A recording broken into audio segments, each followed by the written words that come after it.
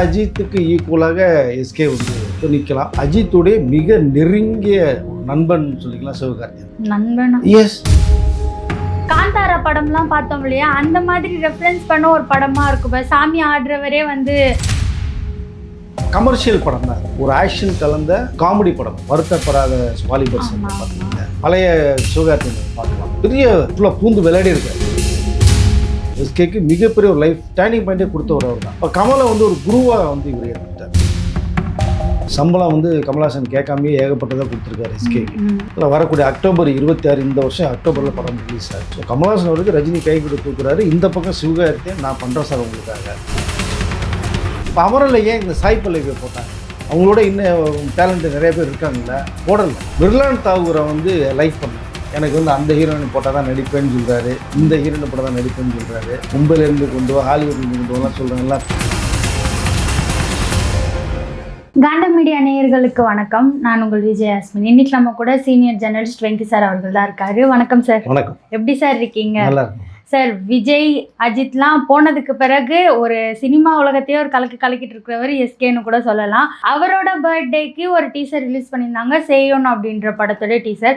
அது பார்க்கும்போது என்ன சொல்ல வராங்க, புதுசாக இருக்கே அப்படின்றத தாண்டி இப்போ நிறைய படம் ரெஃபரன்ஸ் பண்ணியிருக்கா அப்படின்ற ஒரு யோசனைலாம் கூட வருது. என்னதான் கதை இது, எப்படி தான் வரப்போகுது சேயோன் படம்? சின்ன கரெக்ஷன் பண்ணிக்கோங்க. விஜய் தான் ஃபீல்ட் அவுட்டு போயிருக்காரு, அஜித் இருக்கார். அப்படியா?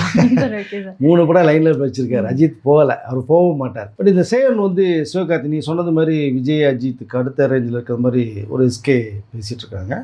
அதுவும் கிட்டத்தட்ட உண்மையான ஒரு செய்தி தான். இப்போ விஜய் அவர்கள் வந்து சினிமா விட்டு என்னுடைய இறுதி படம் தெளிவாக சொல்லிட்டார். அரசியல் பண்ண அந்த சீட் வேக்கண்டாக இருக்குது. கிட்டத்தட்ட அஜித்துக்கு ஈக்குவலாக எஸ்கே வந்து நிற்கலாம். இன்னொரு விஷயம் சொல்லிடுறேன், அஜித்துடைய மிக நெருங்கிய ஒரு நண்பன் சொல்லிக்கலாம் சிவகார்த்திகேயன். நண்பனா? எஸ். நல்ல நெருங்கிய நட்போட்டாட்டத்துக்குள் இருக்கார் எஸ்கே. அதனால் அவங்களுக்குள்ளே ஒரு நல்ல பாண்டிங் வேறு இருக்குது.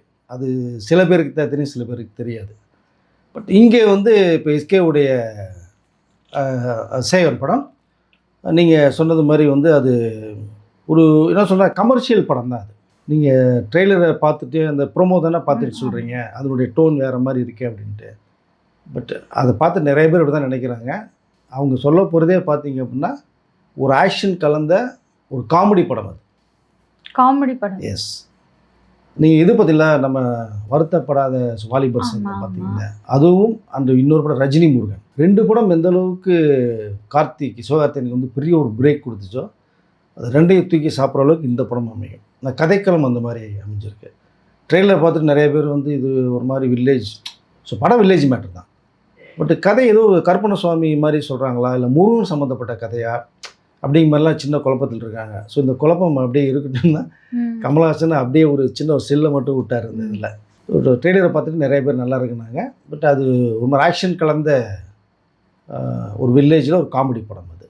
ஆனால் சார், நீங்கள் காமெடி படம்னு சொல்கிறீங்க, அந்த டீசரை பார்க்கும்போது ஏதோ சாமி படம், காந்தாரா படம்லாம் பார்த்தோம் இல்லையா, அந்த மாதிரி ரெஃபரன்ஸ் பண்ண ஒரு படமாக இருக்கும். சாமி ஆடுறவரே வந்து கேஸ் போடுறது, இதெல்லாம் புதுசாக இருக்கிற மாதிரி இருக்குது. அப்போ எந்த மாதிரி தான் போகும் அப்படின்னு? அதான் அந்த ஜேனரே பார்த்தீங்கன்னா காமெடி கலந்த ஒரு ஆக்ஷன் படம் தான். இப்படிலாம் நீங்கள் கேள்வி கேட்கணும் பேசணும்னா உங்களோட ப்ரொமோ வந்து வேறு ஸ்டைலில் ரிலீஸ் பண்ணியிருக்காங்க.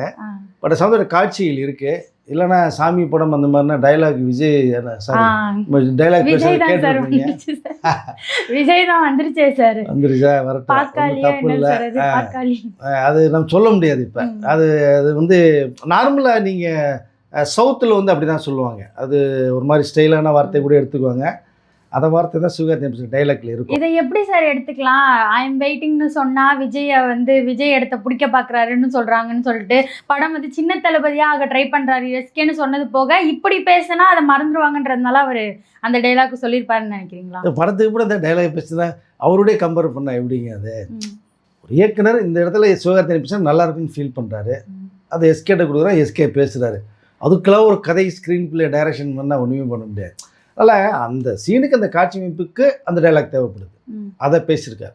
நீங்கள் சொல்கிறது மாதிரி ஒரு சாமி படம் மாதிரி காந்தார படம் மாதிரி இருந்ததுன்னா அந்த டைலாக் வந்திருக்காது. நீங்கள் திரும்பி ஒரு தடவை புறமா பார்க்காதவங்க பாருங்கள், ஒரு சிவகார்த்திகேயன் டைலாக் ஒன்று இருக்கும். பட் அது வந்து எனக்கே உடன்படையில் தான், என்னடா இது இப்படி டைலாக் வச்சுருக்காரு அப்படின்னு யோசிச்சோம் நம்ம. பட் ஆனால் இது வந்து வேறு ஜேர்னி. இது இந்த படம் வந்து எஸ்கேக்கு மிகப்பெரிய ஒரு பெரிய ஒரு கம்பேக் அமையும். நீங்கள் பழைய சிவகார்த்திகேயன் அதை பார்க்கலாம். ஃபுல்லாக பூந்து விளையாடி இருக்கார். ஹியூமர்ஸ், காமெடி இல்லை, ஆக்ஷன் ரொம்ப எக்ஸலண்ட்டாக இருக்கும் உங்களுக்கு. இது வரைக்கும் எஸ்கே படத்தில் இல்லாத அளவுக்கு ஆக்ஷன் அமைச்சு கொடுத்துருக்காங்க. சார் அமரனுக்கு அடுத்து இந்த ஒரு படம் வரப்போகுது அப்படின்ற மாதிரி கமல்ஹாசன் ப்ரொடக்ஷன்லேயே சொல்லியிருக்காங்க. அவர் எப்படி கொடுத்துருக்காரு, ப்ரொடக்ஷன் வேலையெல்லாம் எப்படி பார்த்துருக்காங்க? ஆக்சுவலாக இது வந்து எஸ்கே பண்ணுறது மாதிரி தான் இருந்தது.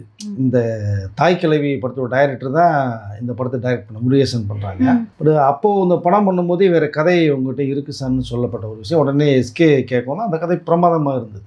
அதை எஸ்கே பேனரில் தான் பண்ணலான்ட்டு ஐடியா பண்ணிகிட்டு இருந்தார். ஏன்னா இந்த பக்கம் வெங்கட் பிரபுவுடைய படம் தான் அடுத்து எஸ்கே பண்ணுறது மாதிரி யூஎஸ்ஏலாம் போயிட்டு வந்தாங்க. சயின்ஸ் ஃபிக்ஸ் படம் அது கொஞ்சம் பண்ணலாம் போது இந்த கதை ரொம்ப நல்லா இருந்துச்சு. அப்போது அந்த படம் வந்து கொஞ்சம் லாங் டைம் எடுக்கும். வெங்கட் பிரபுவோட படம் இதை ஷார்ட் பீரியடில் முடிச்சுட்டு வந்துடலாம் அப்படிங்கும் போது அதை கொஞ்சம் தள்ளி வச்சுருக்கேன். இந்த இயர் எண்டு பிளான் பண்ணிக்கிறாங்க. மற்ற ப்ராசஸ் பண்ணி வச்சுட்டாங்க, ப்ரீ ப்ரொடக்ஷன் வேலைலாம். இந்த கதையை கேட்டோன்னே இந்த கமல் டப் இருக்குது. ஏன்னா கமல் வந்து தான் எஸ்கேக்கு மிகப்பெரிய ஒரு லைஃப் டேர்னிங் பாயிண்ட்டே கொடுத்தவர் அவர் தான். இப்போ கமலை வந்து ஒரு குருவாக வந்து இவர் ஏற்றுக்கிட்டார் எஸ்கே. ஸோ அதனால் சில படங்கள் வரும்போது தான் கமல்ஹாசன் ஒரு ஐடியா கேட்குறாரு.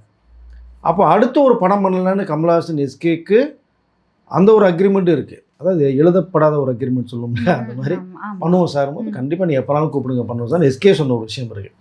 அமரன் ஒரு 350 கோடி கலெக்ட் பண்ணி தாறுமாறான ஒரு வெற்றியை பெற்றுச்சு.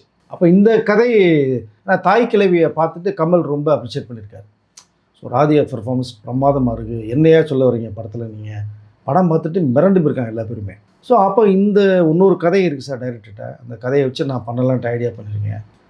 அது என்னோடய ஓன் பேனருங்கும் போது அந்த கதை என்னங்கிறத எஸ்கே வந்து கமல்கிட்ட சொல்லும்போது கமல் ரொம்ப இன்வால்வ்மெண்ட் ஆகிட்டார். பிரமாதமாக இருக்குது அந்த கதை, சரி ராஜ்கமல்லே பண்ணிடுவோமா, பண்ணிக்கலாம் சார். ஸோ அதனால தான் அந்த ராஜ்கமல் ஃபிலிம் இன்டர்நேஷனல் டர்மரிக்கும் உள்ளே ஜாயின் பண்ணுறாங்க. பண்ணி எஸ்கே உடைய பேனரில் இல்லாமல் அவங்க மாதிரி ரெடி பண்ணி இவர் ஒன்லி ஆக்டிங் மட்டும் பண்ணுறாரு. சம்பளம் வந்து கமல்ஹாசன் கேட்காமையே ஏகப்பட்டதாக கொடுத்துருக்காரு எஸ்கேக்கு. அதில் வரக்கூடிய அக்டோபர் 26 இந்த வருஷம் அக்டோபரில் படம் ரிலீஸ் ஆகுது. ஒரு வித்தியாசமான ஒரு படமாக இருக்கும் சார். ஆனால் கமல் சார் வந்து ஆல்ரெடி இந்த ப்ரொடக்ஷன் சைட்லேருந்து ரொம்ப டவுனான காலம்லாம் உண்டு இல்லை, இப்போ ரீசெண்டாக கூட நிறைய இஷ்யூ வந்துச்சு. அப்படி இருக்கும்போது இந்த படத்தோட பட்ஜெட் அப்படின்ற போது எந்த மாதிரிலாம் பிளான் பண்ணியிருக்காரு, எப்படிலாம் கொண்டு போகும்? இல்லை அது பெரிய பட்ஜெட் போல இது. அதனால உங்களுக்கு வில்லேஜில் ஃபுல்லாக அந்த மதுரை சைடு தான் போகிறாங்க. ஒரு அதாவது ஏக்தம் ஷூட் பண்ணுறது மாதிரியான ஒரு பிளானிங்கில் தான் எஸ்கே வந்து டேட்ஸ் ஃபுல்லாகவே கொடுத்துருக்காரு. இதை பட் பெரிய செலவு இல்லை. எஸ்கேவுடைய சம்பளம் தான் ரொம்ப ஹையஸ்ட்டாக இருக்கும் படத்தில். அது நீங்கள் எல்லாம் முடிச்சுட்டே நீங்கள் பண்ணிக்கலாம் சார்னு வந்து கமல்கிட்ட சொல்லிட்டார். அதனால் எஸ்கேக்கு என்ன அமௌண்ட் வாங்குறாரோ அதை விட ஒரு 10% அதிகமாக தர்றது மாதிரியும் கமல் சொன்னப்பட்டதாக ஒரு தகவல் வருது. இந்த ப்ரொடக்ஷன் காஸ்ட்டு மட்டும்தான் செலவு வரும். மேஜராக டைரக்டர் செகண்ட் படம் தானே, ஃபஸ்ட்டு படம் தாய் கிழவி பண்ணியிருக்காரு, இது செகண்ட் படம் தான். மற்றபடி பெரிய அளவில் சந்தோஷ் நாராயணன் தான் மியூசிக் பண்ணுறாரு. ஸோ கபாலியில் அந்த அளவுக்கு தெறிக்க விட்டார்னு தெரியும் அவருடைய மியூசிக்கு. அதனால் பெரிய பட்ஜெட் கிடையாது, ஒரு ஸ்மால் பட்ஜெட் தான். ஸ்மால் பட்ஜெட்னாலே கிட்டத்தட்ட 100 கோடி தாண்டிடும். பட் ஆனால் இந்த சிக்கல்களில் கமல்ஹாசன் இருக்கிறது ஓகே உண்மை. அதுக்கு தான் நம்ம ரஜினி சார் 2 படம் பண்ணுறது மாதிரில 173 படம் பண்ணுறாரு, அதுலேருந்து ரிலீஃப் ஆகிறார். அதில் கூட நீங்கள் பார்த்தீங்கன்னா ரஜினி சார் வந்து சம்பளம் எதுவுமே ஃபிக்ஸ் பண்ணல, படம் முடிப்போம் பிஸ்னஸ் ஆனதுக்கப்புறம் பார்த்துக்கலாம் அப்படின்ட்டார். ஸோ கமல்ஹாசன் அவருக்கு ரஜினி கை கொடுத்து தூக்குறாரு. இந்த பக்கம் சிவகார்த்திகேயன் நான் பண்ணுறேன் சார் உங்களுக்காக. ஏன்னா எப்பவுமே ஒரு படம் நமக்கு ஒரு லைஃப் கொடுத்தாங்கன்னா அவங்களுக்கு ஒரு தேங்க்ஸ் சொல்லணும் இல்லையா, அதுக்காக தான் எஸ்கே வந்து இந்த படமே வந்து கொடுக்குறாரு. அமரன் எனக்கு பெரிய பிரேக் கொடுத்தீங்க, இந்த படம் செய்யும் நீங்கள் உங்கள் ப்ரொடக்ஷனில் வரட்டும் சார், நீங்கள் எல்லாம் முடிச்சதுனால பண்ணிக்கங்க சார். அதனால் இது பட்ஜெட்டு பெரிய அளவில் ஒன்றும் பெருசாக கிடையாது, டெய்லி எக்ஸ்பென்சஸ் போகும். மற்ற டெக்னீஷியன் இவங்க தானே, அதில் கமல்ஹாசன் ஃபுல்லாக இறங்கி அடிக்கிறாரு. இது நீங்கள் சொன்ன மாதிரி இந்த டைட்டில் இருக்கு இல்லையா சார், சேயோன் அப்படின்ற டைட்டில், இதை எப்படி வச்சாங்க, எப்படி சூஸ் பண்ணாங்க சார்? இல்லை அது இந்த 3-4 தலைமுறைக்கு இருக்கிறது மாதிரியான ஒரு தலைவன்னு சொல்லுவோம் இல்லையா நம்ம, அந்த ஒரு மீனிங் தான் சேயோனுக்கு வருது. அது அதனால் இதில் வந்து சிவகார்த்திகேயன் வந்து அந்த ஒரு என்ன சொன்னால் தலைவன் மாதிரியான ஒரு கேட்டகரியில் வர்றது மாதிரியான வந்து தான் கேரக்டர் வடிவமைச்சிருக்காங்க.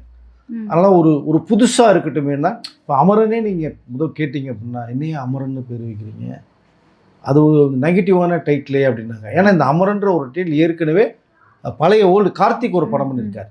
அதில் தான் வந்து ஃபஸ்ட்டு அவர் ஓன் வாய்ஸில் ஒரு சாங்கு பண்ணார். அந்த படம் வந்து பெரிய லெவலில் போல் ஓரளவு கமர்ஷியலாக போன படம். கார்த்திக் வந்து ஆக்ஷன் ஹீரோவாக வந்த படம் அது உங்களுக்கு. அதில் இது கூட பண்ணும்போது இந்த சப்ஜெக்ட்டுக்கு இது கரெக்டாக இருக்கும். இந்த சென்டிமெண்ட்ஸ் ஒன்றும் தேவையே இல்லை. இன்னும் அமரன்னு வச்சாங்க, அது தாறுமாறான ஹிட் ஆச்சு இல்லை. ஒரு சேயோன் அப்படிங்கிறது வந்து என்ன இருக்குன்னே கேள்வி கேட்பாங்க ஆடியன்ஸ். நீங்கள் கேட்குறீங்களா மாதிரி எல்லா பேருமே என்ன சேயோன்னா என்ன என்ன என்ன நீங்கள் படம் பார்க்கும்போது தான் என்னன்னு தெரியும். அதனால் இந்த தலைப்பு வந்து ஒரு முக்கியமான ஒரு தலைப்பாக தான் நான் பார்க்குறேன். அதான் சார், இந்த சேயோன் அப்படின்றது ஒரு சாமியை குறிக்கிற ஒரு வேர்டாக இருக்குமா, இல்லை நீங்கள் சொன்ன மாதிரி தலைவன் அது 3 ஆண்டுகள் 4 ஆண்டுகள் இருக்கிற மாதிரியான வார்த்தைகளை குறிக்குமா அப்படின்றது ஒரு கேள்வியாக இருக்குது. இல்லை கிட்டத்தட்ட பார்த்தீங்கன்னா முருகனுடைய அந்த படை தலைவர் அந்த மாதிரி தான் ஒரு இதில் தான் அந்த லைன் போகும் சேயோன்கிறது. பட் இந்த கதைக்கு அந்த முருகன் எப்படி ஒரு தலைமையேற்று ஒரு விஷயத்த பண்ணாரோ இங்கே சிவகார்த்தியன் அந்த மாதிரி தான் பண்ணுறேன், அந்த விஷயத்த பண்ணுறேன். ஸோ அதனால தான் அந்த டைட்டில் தூக்கி இதில் வச்சு ஆப்டாக இருக்கணும் அப்படின்னு தான் ஒரு புதுசாக இருக்கட்டுமேன்னு சொல்லி வச்ச ஒரு விஷயம் தான். ஏற்கனவே ஒரு சிங்கிள் நீங்கள் படம் பார்த்தீங்கன்னா ஒரு ஆஃபில் தான் ஒரு ஸ்டில்லே ஒன்று விட்டாங்க இல்லையா, இப்போ அந்த வேல் மட்டும்தான் இருக்கு நீங்கள் பார்க்குறதுக்கு. ஸோ அந்த ஒரு பேட்டர்னில் தான் எஸ்கேக்கு ஒரு லீடர்ஷிப் மாதிரி ஒரு மேட்டில் ஒன்று வர்றாரு. சார், அதே போல் ஒரு படம் அப்படின்னா அந்த படத்தில் வந்து ஹீரோ எந்த அளவுக்கு இருக்காங்களோ அந்த இடத்த ஃபில் பண்ணி ஹீரோயினும் எந்த அளவுக்கு இருக்காங்க அப்படின்னு பார்ப்பாங்க. அந்த விஷயத்தில் எஸ்கே வந்து நிறைய படம் வந்து கோட்டை விட்டுட்டாரு, ஹீரோயினை சரியாக சூஸ் பண்ணல அப்படின்ற வார்த்தைகள்லாம் இருந்துச்சு. இந்த படத்தில் எந்த மாதிரியான ஹீரோயினை கொண்டு வருவாங்க, இல்லை ஹீரோயின் இருக்காங்களா இல்லையா? ஹீரோயினை வந்து இவர் செலக்ட் பண்ணாத போதே தாறுமாறாக பேசிகிட்டு இருக்காங்க. காட்சிகளில் போய் மாட்டுறாரு. எனக்கு இந்த ஹீரோயின் தான் வேணும், இந்த ஹீரோயின் தான் வேணும் கேட்டாங்கன்னா சொல்லவே வேண்டாம். சிவகார்த்தியன் வளர்ந்துட்டாருப்பா, எனக்கு வந்து அந்த ஹீரோயின் போட்டால் தான் நடிப்பேன்னு சொல்கிறாரு, இந்த ஹீரோயினை போட்டால் தான் நடிப்பேன்னு சொல்கிறாரு.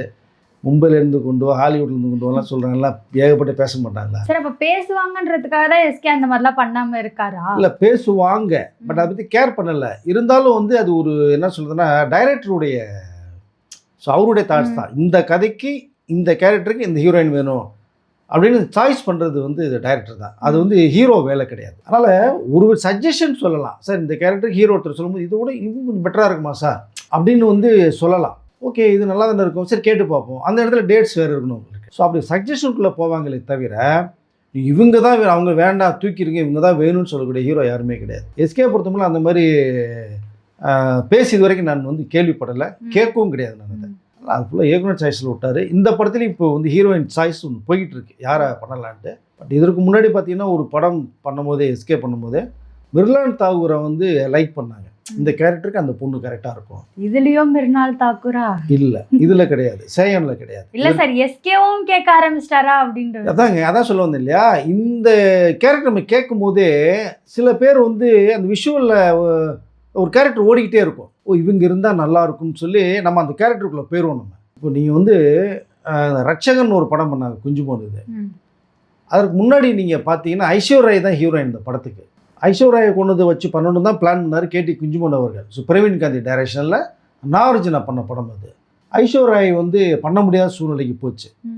அப்போ அவர்கள் மாதிரி ஒரு ஹீரோயின் வேணும். ஸோ அது மிஸ் வேர்ல்டு அவங்க இந்த கதைக்கு அந்த ஹீரோயின் வேணும்னு சாய்ஸ் பண்ணாங்க, கேட்குறாங்க டைரக்டரும் ப்ரொடியூசரும்.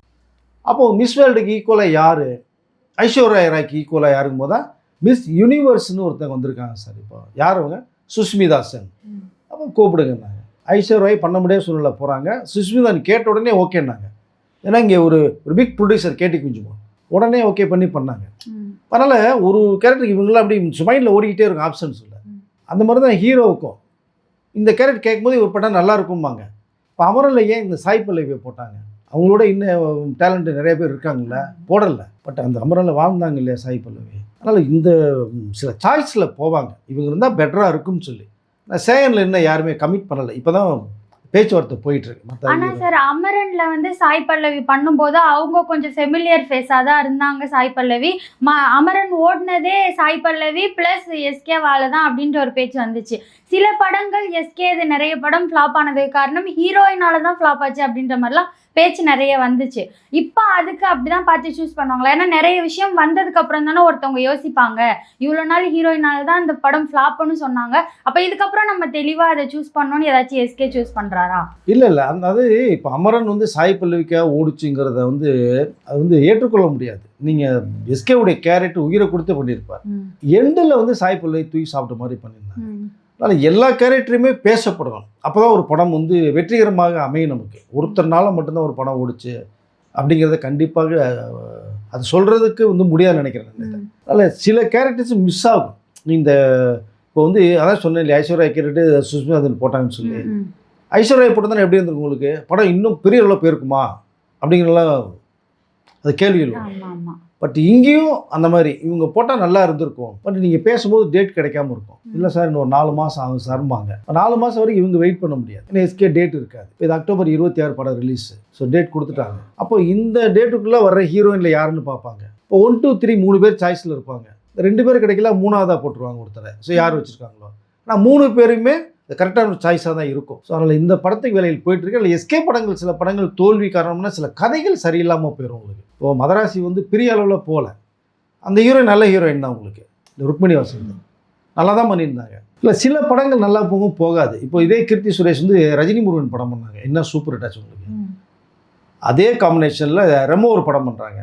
அது ஆவரேஜாக போச்சு. அதனால் இந்த ஹீரோயின் இருந்தால் அந்த படம் ஓடுங்கிற அளவு கிடையாது. பட் ஒரு ஆக்டர் இருந்தால் நல்லாயிருக்கும் அப்படிங்கிற ஒரு சாய்ஸ் தான். அதனால தான் எஸ்கே வந்து சில சஜஷனுக்குள்ளே போகிறாரு. அதனால் எஸ்கேவுடைய மிகப்பெரிய படங்கள் தோல்விக்காரன ஹீரோயின் சாய்ஸ் தான் அப்படிங்கிறத கண்டிப்பாக ஒத்துக்கொள்ள முடியாது. ஏன்னா ஹீரோயின்கிறவங்க வந்து ஒரு கதைக்கு ரொம்ப இம்பார்ட்டன்ட். பட் அவரால் தான் படம் ஓடிச்சு அப்படிங்கும்போது ஹீரோயிசம் என்ன ஆகுது உங்களுக்கு? நிறைய விமர்சனங்கள் அந்த மாதிரி வந்துருச்சு இல்லையா அப்படின்னு. இப்போ அந்த பிரின்ஸ் படம் அப்படின்லாம் பண்ணும்போது நிறைய ஏன் ஹீரோயின் சூஸ் பண்ணல அப்படின்ற விஷயம்லாம் வந்துச்சு இல்லையா. பிரின்ஸ் நல்லா கதை இருந்தால் போயிருக்குங்களே. என் கதை ரொம்ப முக்கியமாக பார்க்கப்படுது இல்லை.